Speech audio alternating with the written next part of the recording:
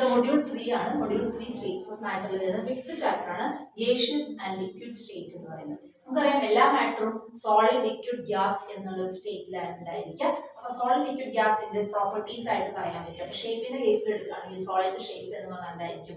അത് definite shape ഉണ്ടായിരിക്കും. നേരെ മറിച്ച് ലിക്വിഡിന്റെ കേസ് ആണെങ്കിൽ ലിക്വിഡ് എന്തായിരിക്കില്ല, ഒരു ഡെഫിനിറ്റ് ഷേപ്പ് ഉണ്ടായിരിക്കും. ഏത് വെസലാണോ നിൽക്കുന്നത് ആ ഒരു പാത്രത്തിന്റെ ഒരു ഷേപ്പിലായി പോകും. അതുപോലെ തന്നെ ഗ്യാസിന്റെ സ്റ്റേറ്റിലാണെങ്കിൽ അതും ഇൻഡെഫിനിറ്റ് ഷേപ്പ് ആയിരിക്കും. ഇനി അടുത്ത വോളിയത്തിന്റെ കേസ് എടുക്കുകയാണെങ്കിൽ വോളിയം എന്ന് പറഞ്ഞാൽ സോളിഡിന് ഡെഫിനറ്റ് വോളിയം ഉണ്ടായിരിക്കും. ലിക്വിഡ് എന്തല്ല, ലിക്വിഡും ഒരു പരിധി വരെ ഡെഫിനറ്റ് വോളിയം ഉണ്ടായിരിക്കും. നേരെ ഗേഷ്യസിന്റെ കാര്യം അല്ലെങ്കിൽ ഗ്യാസിന്റെ കാര്യം എടുക്കുകയാണെങ്കിൽ ഇൻഡെഫിനറ്റ് വോളിയം ആയിരിക്കും.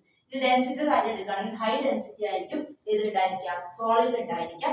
ലിക്വിഡിന് എന്തായിരിക്കും, സോളിഡിനേക്കാൾ കുറച്ച് കുറവായിരിക്കും, പക്ഷെ ഗ്യാസിനേക്കാൾ കുറച്ച് കൂടുതലായിരിക്കും. നേരെ മറിച്ച് ഗ്യാസിന്റെ കാര്യം എടുക്കുകയാണെങ്കിൽ ലോ ഡെൻസിറ്റി ആയി ഉണ്ടായിരിക്കും. അതുപോലെ കംപ്രസിബിലിറ്റിയുടെ കേസ് പറയുകയാണെങ്കിൽ ഇൻകംപ്രസിബിൾ ആയിരിക്കും സോളിഡ്. നേരെ മറിച്ച് ലിക്വിഡ് എന്ന് പറഞ്ഞാൽ ലാർജ്ലി കംപ്രസിബിൾ ആയിരിക്കും. നേരെ മറിച്ച് ഹൈ കംപ്രസിബിൾ ആയിരിക്കും ഗ്യാസിന്റെ കേസിൽ. ഇത്രയാണ് properties of solid, liquid and gas എന്ന് പറയുന്നത്. ഇനി ടൈപ്സ് ഓഫ് ഇന്റർമോളിക്കുലർ ഫോഴ്സ് ആണ്. ഇന്റർമോളിക്കുലർ ഫോഴ്സിന്റെ ടൈപ്സ് ആയിട്ട് വന്നത് London force, dipole force, induced dipole, hydrogen bonding. ഇത്രയാണ് ഇതിന്റെ ടൈപ്സ് ആയിട്ട് വരുന്നത്.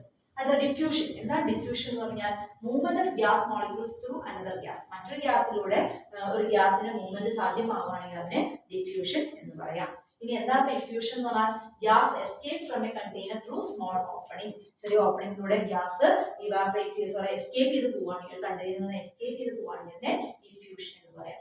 Then what is evaporation and boiling? Evaporation എന്താണ്, boiling എന്താണ്? നമുക്കറിയാം evaporation boiling തമ്മിലുള്ള ഡിഫറൻസ് ആയിട്ട് നമുക്ക് പറയാൻ പറ്റും. evaporation എന്ന് പറഞ്ഞാൽ ഒരു സ്ലോ പ്രോസസ് ആണ്, മെല്ലെ മെല്ലെ ചെയ്യാൻ പറ്റുന്ന പ്രോസസ് ആണ്, മെല്ലെ മെല്ലെ നടന്നുകൊണ്ട് പോകുന്ന ഒരു പ്രോസസ് ആണ്. അത് കൂടുതലായിട്ടും ലിക്വിഡിന്റെ സർഫസിൽ നിന്നാണ് സാധ്യമാവുന്നത്, അല്ലെങ്കിൽ സർഫസിലാണ് നടക്കുന്നത്. ബോയിലിന്റെ കേസിൽ എടുക്കുകയാണെങ്കിൽ അത് ഒരു ഡെഫിനറ്റ് ടെമ്പറേച്ചറിലാണ് നടക്കുക. അത് ഫാസ്റ്റ് ആയിട്ടുള്ള പ്രോസസ് ആയിരിക്കും. അത് ലിക്വിഡിൽ ത്രൂ ഔട്ട് ദ ലിക്വിഡിൽ നടക്കുന്നതാണെങ്കിൽ അതിനെ ബോയിലിംഗ് എന്ന് പറയും. അടുത്ത വിസ്കോസിറ്റി ആണ്. Viscosity alliance between identical molecules located in same liquid material. ഒരു സെയിം ലിക്വിഡ് ആയിട്ടുള്ള മെറ്റീരിയലിൽ അലയൻസ് എങ്ങനെയാണ് നടക്കുന്നത്, അല്ലെങ്കിൽ ഐഡന്റിക്കൽ മോളിക്യൂൾസ് എവിടെയാണ് ലൊക്കേറ്റ് ചെയ്യുന്നത്, അതിൽ അലയൻസിനെയാണ് വിസ്കോസിറ്റി എന്ന് പറയുന്നത്. അപ്പോൾ അടുത്ത് പറയുന്നത് സർഫസ് ടെൻഷൻ ആണ്. എന്താ സർഫസ് ടെൻഷൻ എന്ന് പറഞ്ഞാൽ difference in interaction between liquid molecules. Liquid മോളിക്യൂൾസിന്റെ ഇടയിൽ വരുന്ന ഇന്ററാക്ഷനിൽ വരുന്ന വ്യത്യാസത്തിനെയാണ് സർഫസ് ടെൻഷൻ എന്ന് പറയുന്നത്. അടുത്ത് പറഞ്ഞത് wetting and non wetting liquid ആണ്.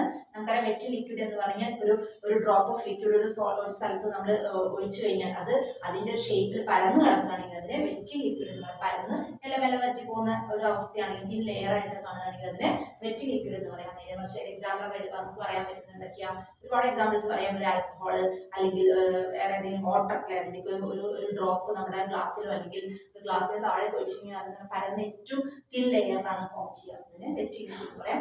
നോൺ വെറ്റിംഗ് ലിക്വിഡ് എന്ന് പറഞ്ഞാൽ നമ്മളത് ഒഴിച്ചു കഴിഞ്ഞാൽ തന്നെ അത് അതേപോലെ ആ സ്ഥലത്ത് എങ്ങനെയാണോ അതിന്റെ ഫോം അതേപോലെ തന്നെ നിൽക്കുകയാണ്, ഒഴുകാണ്ട് അല്ലെങ്കിൽ പരക്കാണ്ട് നിൽക്കുകയാണെങ്കിൽ അതിന് നോൺ വെറ്റിംഗ് ലിക്വിഡ് പറയാം. അതിന് എക്സാമ്പിൾ ആയിട്ട് നമുക്ക് പറയാൻ പറ്റുന്നത് എന്തായിരിക്കും, മെർക്കുറി വേണമെങ്കിൽ പറയാൻ പറ്റുമായിരിക്കും. അടുത്തത് സ്റ്റാൻഡേർഡ് ബോയിലിംഗ് പോയിന്റ് ആണ്. സ്റ്റാൻഡേർഡ് ബോയിലിംഗ് പോയിന്റ് എന്ന് ഉദ്ദേശിക്കുന്നത് ഈ പ്രഷർ ഈസ് 1 bar, ഒരു പ്രഷർ കാണിക്കുന്നത് 1 ബാറിലാണെങ്കിൽ ആ ലിക്വിഡിന്റെ ബോയിലിംഗ് പോയിന്റ് എന്ന് പറയുന്നതിന് സ്റ്റാൻഡേർഡ് ബോയിലിംഗ് പോയിന്റ് എന്ന് പറയാം. അതുപോലെ വേപ്പർ പ്രഷർ ഓഫ് ലിക്വിഡ് എന്ന് പറയുന്നത് pressure exerted by vapour in state of dynamic equilibrium. ഒരു ഡൈനാമിക് ഇക്വിലിബ്രിയത്തിൽ വേപ്പറിന്റെ പ്രഷർ എങ്ങനെയാണ് എക്സേർട്ട് ചെയ്യുന്നത്, അതിനാണ് വേപ്പർ പ്രഷർ ഓഫ് ലിക്വിഡ് എന്ന് പറയുന്നത്. അടുത്ത റിയൽ ഗ്യാസ് ആണ്. റിയൽ ഗ്യാസ് എന്ന് പറഞ്ഞാൽ ഇറ്റ് ഒബേസ് ഗ്യാസ് ലോസ്. ഗ്യാസിന്റെ നിയമങ്ങളെല്ലാം പാലിച്ചുകൊണ്ട് under all conditions of temperature pressure, എല്ലാ തരത്തിലുള്ള ടെമ്പറേച്ചറിനും പ്രഷറിനും കണ്ടീഷൻസിൽ ഒരു ഗ്യാസ് ഒബേ ചെയ്യുന്ന ലോസിനെയാണ് അല്ലെങ്കിൽ ഗ്യാസ് ലോസിനെയാണ് റിയൽ ഗ്യാസ് എന്ന് പറയുന്നത്. അതിന് ഇക്വേഷൻ ആയിട്ട് പറയുന്നത് P is equal to nRT എന്നാണ്. അടുത്ത പറയുന്നത് അവഗാഡ്രോസ് ലോ ആണ്. അവഗാഡ്രോസ് ലോ എന്ന ഇമ്പോർട്ടന്റ് ലോ ആണ്. Equal volume of all gases contain same number of molecules. അത്രേ ഉള്ളൂ. അപ്പോൾ equal number of all gases എന്ത് ചെയ്യുന്നത്, എല്ലാ ഗ്യാസസിന്റെയും വോളിയത്തിന് ഈക്വൽ ആയിട്ട് എന്താണ് some molecule of some same number of molecules, അത്രയും തന്നെ മോളിക്യൂൾസും അതിൽ ഉണ്ടായിരിക്കും എന്ന് പറയുന്നത്. അടുത്ത ബോയിലി ലോ ആണ്. ബോയിലി ലോയിൽ പറഞ്ഞത് volume of a given mass of gas is inversely proportional to its pressure at constant temperature. ഒരേപോലെ കോൺസ്റ്റന്റ് ആയിട്ട് ടെമ്പറേച്ചർ നിൽക്കുകയാണെങ്കിൽ ആ volume of given mass of gas, ഒരു ഗ്യാസിന്റെ വോളിയം എന്ന് പറഞ്ഞാൽ ഇൻവേഴ്സ്ലി പ്രൊപ്പോർഷണൽ ആണ്, ഓപ്പോസിറ്റ്ലി റിലേറ്റഡ് ആണ്, റിയാക്റ്റഡ് ആണ് ടു ഇറ്റ്സ് പ്രഷർ. ആ പ്രഷറുമായിട്ട് വരികയാണെങ്കിൽ അതിനെ എന്ത് പറയാം, ബോയിലിംഗ് ലോ എന്ന് പറയും. അടുത്ത ചാൾസ് ലോയിൽ പറയുന്നത് volume of a given mass of gases directly proportion ആണ്. ഇത് ഒരേപോലെ ഒരേ തരത്തിൽ പ്രൊപ്പോർഷൻ ആണെങ്കിൽ വരുന്നതിനെ ചാൾസ് ലോ എന്ന് പറയാം. ചെറിയ വ്യത്യാസം മാത്രമേ ഉള്ളൂ. അടുത്ത ക്രിട്ടിക്കൽ ടെമ്പറേച്ചർ ആണ്. Temperature above which gas cannot be liquefied. ഇതിന്റെ അപ്പുറത്തേക്ക് ഇനി ലിക്വിഫൈഡ് ചെയ്യാൻ പറ്റില്ല ഗ്യാസിന് എന്നുണ്ടെങ്കിൽ ആ ടെമ്പറേച്ചറിനെ ക്രിട്ടിക്കൽ ടെമ്പറേച്ചർ. ഏത് പ്രഷർ കൊടുത്താലും, എത്ര പ്രഷർ കൊടുത്താലും, മാക്സിമം പ്രഷറിൽ അത്ര മാത്രമേ അതിനെ ലിക്വിഫൈഡ് ചെയ്യാൻ പറ്റുള്ളൂ ആ ഗ്യാസ് എന്നുണ്ടെങ്കിൽ അതിനെ ക്രിട്ടിക്കൽ ടെമ്പറേച്ചർ എന്ന് പറയാം. ക്രിട്ടിക്കൽ വോളിയം എന്ന് പറഞ്ഞാൽ volume of one mole substance എന്നാണ് പറയുന്നത്.